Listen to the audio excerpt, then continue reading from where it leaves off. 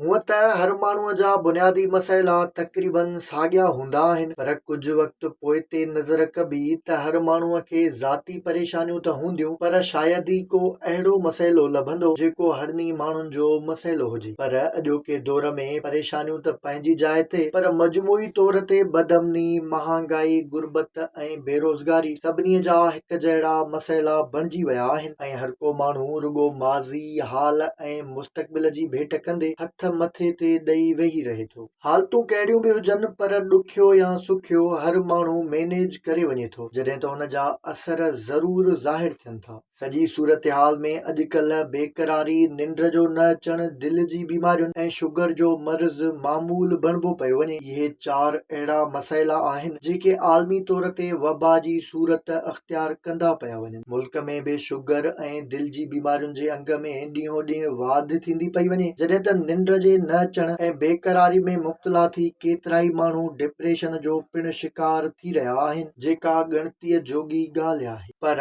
इन्हनि चइनी मसइलनि मां जिंद छॾाइण एतिरो ॾुखियो बि नाहे। पाबंदीअ सां जेकॾहिं थोरी महिनत कजे त बेक़रारी, निंड जे न अचण, दिलि जी बीमारियुनि ऐं शुगर जे मर्ज़ खां महफ़ूज़ रही सघिजे थो। माहिरनि जो चवणु आहे त सुबुह सवेर जो निंड मां उथी सिज निकिरण ताईं पंधु कंदे ॿाहिरें माहौल जो निज़ारो कजे त इहो अमल तव्हांजी जिस्मानी ऐं ज़हनी सिहत जे लाइ इंतिहाई फ़ाइदेमंद साबित थींदो। सिज जी रोशनी तव्हांजे दिमाग़ में सीरोटोनिन नाले केमिकल पैदा कंदी आहे, जेको तव्हांजे मिज़ाज खे बहितर करे थो। इन सां गॾु इहा रोशनी तव्हांजे दिमाग़ में मेलाटोनिन हार्मोन जी पैदावार खे पिणु रोकींदी आहे, जंहिंजे करे माण्हू सुस्ती महसूस कंदो आहे। न रुगो एतिरो, पर इहा रोशनी जिस्म में विटामिन डी समेत हॾनि ऐं जोड़नि खे बि मज़बूत कंदी आहे। शहरनि में ज़िंदगियूं गुज़ारींदड़ माण्हू पंहिंजे फ्लैटनि ऐं घरनि में रहण जे करे सिज जी रोशनी तमामु घटि ॾिसंदा आहिनि, जंहिंजे करे उहे चेल जे सूर,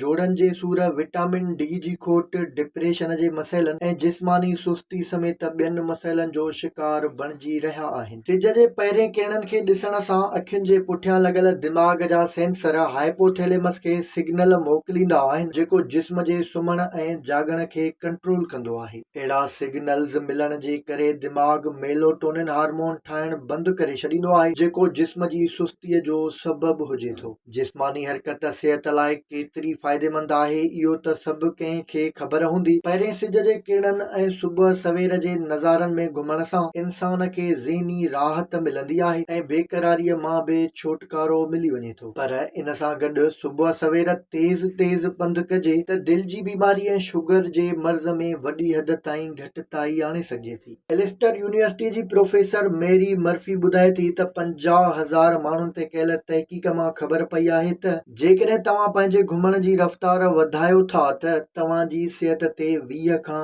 50% ताईं वधीक फ़ाइदा पवंदा। प्रोफेसर मर्फी जो चवणु आहे त एतिरो तेज़ घुमण घुर्जे जो दिलि जे धड़कीअ खे महसूस करे सघिजे, जिस्म गरम थिए, जॾहिं त इन जो असर साह ते पिणु पवे। हुन ॿुधायो त घटि में घटि 30 मिंटनि ताईं सुबुह जो तेज़ पंधु कजे त न रुगो इहो ख़ुशगवार मूड बेक़रारी जे ख़ात्मे, दिलि जी बीमारियुनि ऐं शुगर जे मर्ज़ में घटिताईअ जो सबबु बणिबो, पर उन जा गॾियल सिहत लाइ पिणु सुठा फ़ाइदा आहिनि।